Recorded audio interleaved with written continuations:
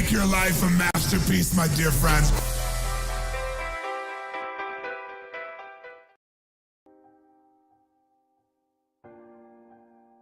There are certain patterns that cause people to be fulfilled, to be happy, to fit, to be strong, to feel alive, to be vibrant, to have passion in their life, to do well financially, but even more importantly, emotionally, psychologically, spiritually, in their health and their relationships.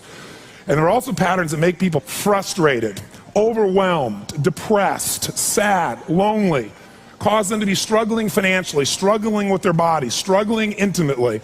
And those patterns, they're not because there's something wrong with somebody, it's because of a pattern that we're doing. Now, what's the fastest way to create a change? In basically developing the one thing that all people have in common who succeed, they're leaders.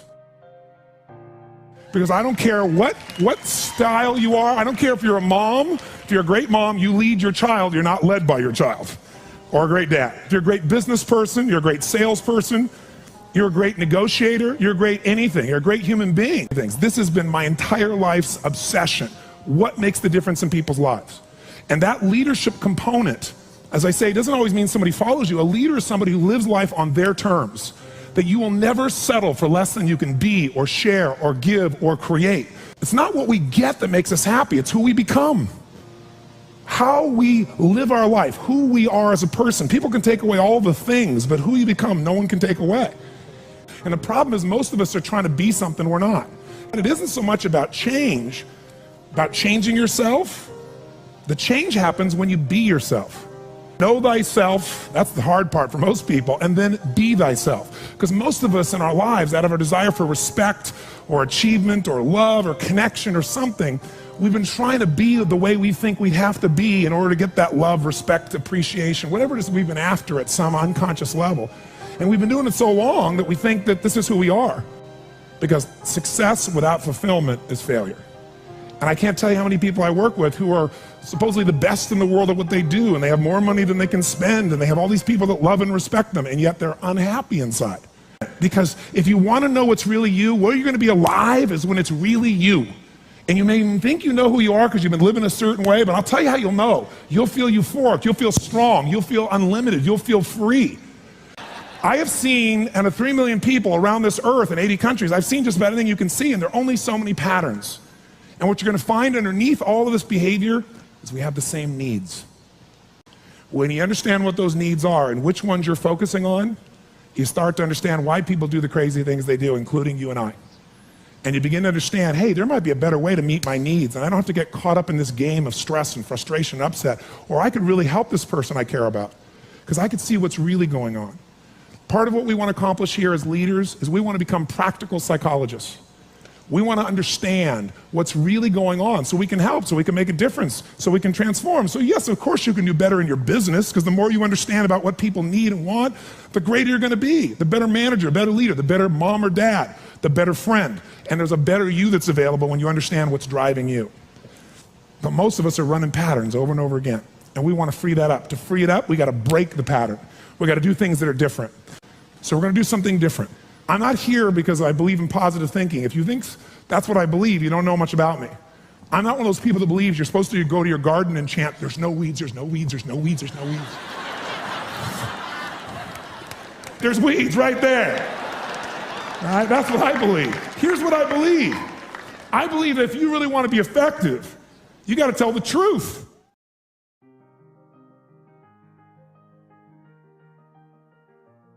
What I want you to get is that the single most important skill in life, it's the word that all leaders have. What would that word be? Influence. What changes companies is leaders.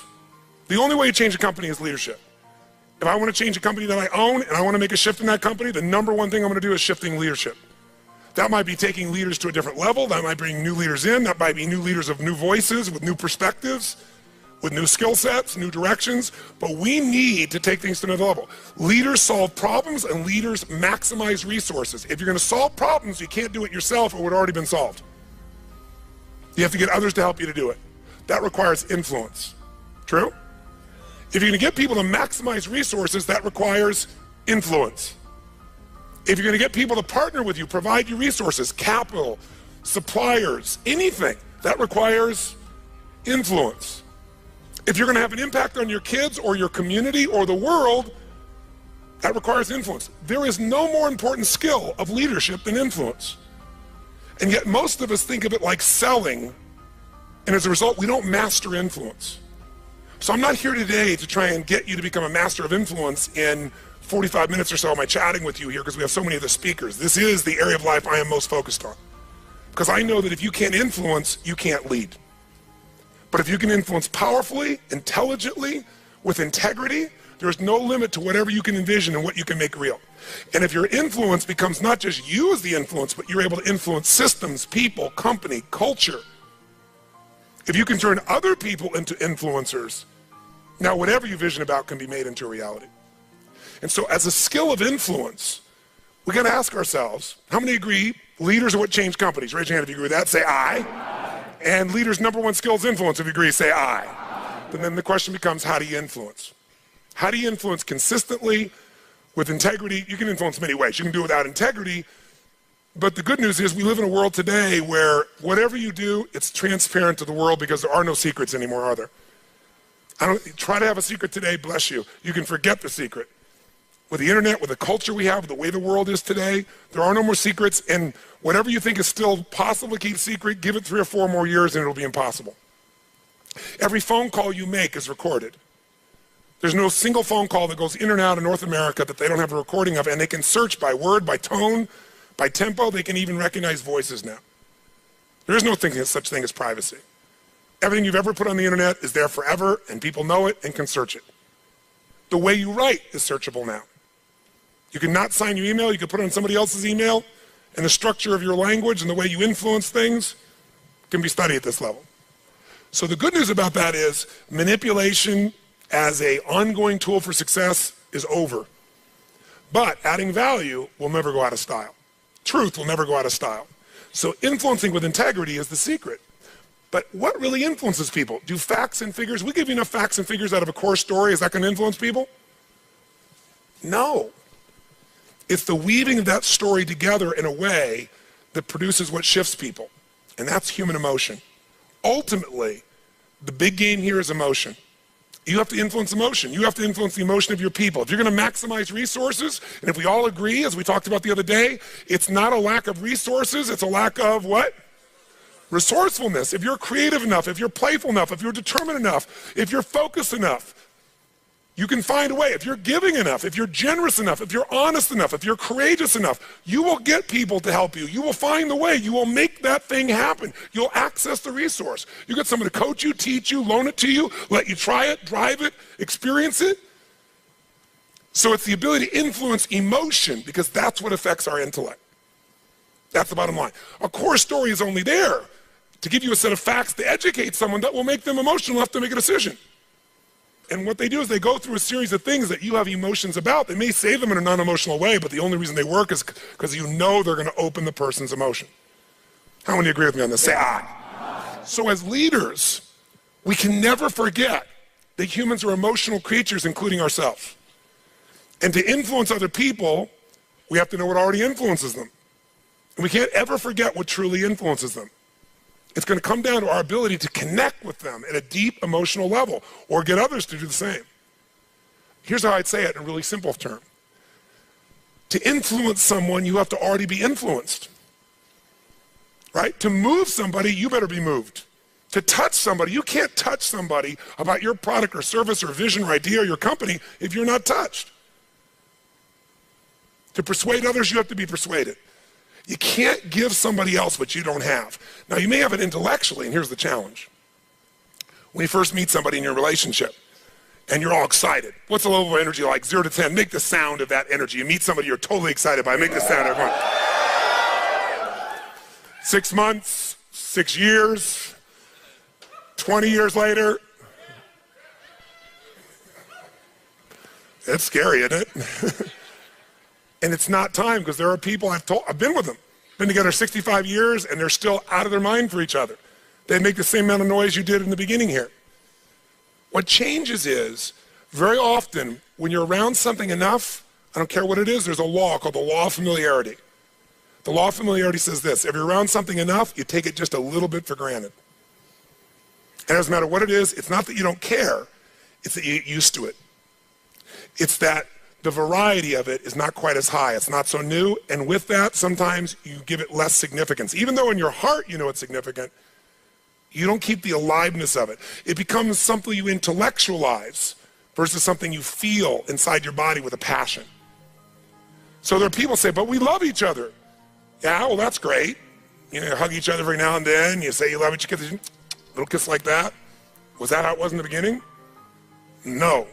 It isn't time. It's that most people don't understand that this emotion, this intensity, this passion has to be constantly reinforced every single day. And like any muscle, if you don't use it, so then you have the base understanding of why you do what you do, but you've lost the energy that makes it alive. And so if you're gonna be touching people, you gotta be touched. So then the question is, how do we influence ourselves? How do we influence other people? We gotta get them into their emotions. We got to get ourselves into the emotions that are going to move us to action. And we got to do that ongoing, because otherwise all the stuff you wrote down will die. It'll die in your book, it'll die in your head. There has to be a level of emotion, a level of hunger in you that makes you go follow through. There's got to be a level of energy in you that when you go share it with people, you're able to influence them to follow through. And when they don't do it, enough to get back in there with them again and get them to do it again. This is where the whole game gets won or lost. Do you agree or disagree with me on this? So what we got to look at is, first of all, us. How many of you have days when you wake up and you feel like, I don't want to talk to people today? How many got days like this in your life? Say I. But again, as I said the other day, if you're the leader, you don't have that choice. If you're the leader, you have to get in a good state. If you're the leader, you have to get yourself in that place. And how many of you have had some gut checks? Let me see again in the last 6 months, 12 months in your business, with economy changing like it's never changed before. How many have had those gut checks? Say I. So what do? We have to become masters of influence, which means we have to be able to master the state of our own organization. To master the state of our own organization, we got to know how to change that. How fast, my friends? How fast? And where does it have to start? Ourselves, since we're the first constraint. And if we can do it with ourselves and influence, then we can teach everybody else to influence. We've said business is innovation and marketing. You have to influence people to innovate, because they're not going to just do it because they're used to what works and it's easier and they know it. Innovation means massive what? Change. How many people go, give me more massive change in my life with all the other things I'm trying to hang on to? They're not going to do that. You have to influence people to innovate. And marketing is influence. So what influences us is our states. How do we change our states? Let's start with you and I and with anybody we're going to work with. You've worked with me before, you know the first answer. If you're going to change somebody's state, the fastest way to do it is physical. Trying to change somebody's mind is really hard. Change their body, their mind will go. If you doubt it, give somebody enough alcohol and just see how quickly you can change them. True? Give them enough alcohol, I don't care who they are, they're going to change. What are you changing? Biochemistry, physiology, physical body, and the emotion, the mind will shift. That's why people take drugs. That's why people eat. When they go eat, it's a biochemical change in their body. So, but we can do this through movement, we can do this through change. So if you want to be the leader and you're going to be affected, first thing I'd say to all of you going home, so you don't feel overwhelmed, is you need to develop an ongoing discipline, because we are our rituals. And I mean a physical one. If you want to say, well, why is my life the way it is today? Look at your rituals. Whether you call them rituals or not, you have them. Most of you get up and you have a set of rituals. You go straight to email, or you go straight and work out, or you go have your breakfast, or you hit the snooze alarm at least 3 times. It's your ritual. Who knows what I'm talking about here? And if you want to know what somebody's like, you can see their rituals. You can look at anybody's body in this room, if you had them take their clothes off, and you know some of their rituals or lack thereof. Is it true? If every day you get up and your ritual is you go to Starbucks and order a smoke boca, whatever those things are that you have, right? And a big muffin and whatever it is, right? And that's what you do every day. It's not hard to figure out what you're going to be like by 10:30 in the morning. You're going to be looking for your next coffee, your next whatever, because you want to stimulate your adrenal glands like crazy, and they're going to drop predictably. And we know what your stress level is going to be like. We know when your energy is going to go and fade. It's predictable because of your rituals. If you eat a certain way, you can predict that person's going to be fat and tired. You eat a different way, you know. If a person eats and they exercise a certain way, you know what their body's going to be like. Who here works out 5 days a week, never misses? It's just your life. Let me see your hands. Look at the number of people here. That's fantastic. Give everybody a hand. That's really fantastic. Who here, honestly, never works out consistently? Right? Don't clap. Now here's what's interesting. I'm not saying one is right as one is wrong, but will those two different rituals create a different body, yes or no? If we wanted to really make it clear, we'd say everybody works out 5 days a week, stand up, we can look at them, sit down, everybody doesn't work out, stand up, look at them. It'll be pretty obvious. Now, some people's metabolism is different, they get by with different things, but you get the picture, don't you? Your relationships today are the results of your rituals. If the first thing you do every day when you come home is, hi honey, and then you go and give them a little peck on the cheek, and then you sit down and start typing your emails, or you flip on the news, it's not hard to know what your relationship's gonna be like. You guys might love each other, but it's gonna be one boring, dead relationship. It's like having a brother or a sister. But if your new ritual was, and you just, in the beginning, you made it a ritual. You just made it for fun. You say, every day when I come home, the minute I'm gonna do is I'm gonna yell my husband or wife's name, or sometimes my wife's a little crazy, so I go, Lucy, I'm home. And then we both go running. Wherever she is in the house, wherever in the house, we go running full speed like lovers that haven't seen each other in 6 months. We do it, ask my assistant, all the time. Now, not every day, but it's our ritual to this process, right? It's just a crazy thing. Thank you. Thank you. I appreciate the hand, but that's not why I'm telling you to do this. I'm telling you this because I want you to create yours. Because when you do that and you're playful and crazy, and you do that on a regular basis, like you can't wait to see each other. And the biggest ritual that we have besides physical, and by the way, let me just say to you this. When you go home, if you want to transform your business, transform you by creating first, if you don't already have one, a set of physical rituals that you're not gonna miss. I don't care if it's 3 days a week, 4 days a week, something that's gonna make you physically strong, because in a place where there's gonna be a lot of fear, the way you deal with crisis is number one thing you should do is feed your mind. And you're doing that. Get yourself new answers, immerse yourself in new environments, get new voices, have new perspectives, ask some new questions. Isn't that what we've been doing here? Right? And we're doing it together and bringing all these people together. I basically, to create innovation in your life and marketing, I've assembled here 19 people. You assembled 5 days of your life, and we're just rocking day and night. It's the total immersion of what I taught you in innovation. It's really what it is, but it's got to continue. For it to continue, though, we've also been managing your state to a great extent. Right? Most of you don't go home and 4 or 5 days a day start clapping like crazy and screaming and shaking. You don't do that yourself. Right? And so some of you are going to go like, wow, it doesn't feel the same as at the seminar and stuff. You know, I'm back here by myself and my people aren't doing this. But some of you will go home and initiate this. You're gonna have your physiology 5, your 5 minutes of physiology shift, once an hour, once every 90 minutes, or no more than once every 2 hours. You're gonna start your morning with everybody, and you're gonna bring in and get some little audio clip of something from a movie or something that blasts across, the room, and have everybody stand at attention. You're gonna do some crazy stuff if you're smart. Go over Zappos and see what they do. They got the most crazy stuff going on there. All the stuff that I do in seminars, they do every day at their location with their people. And people can't wait to get to work and they're in a certain state.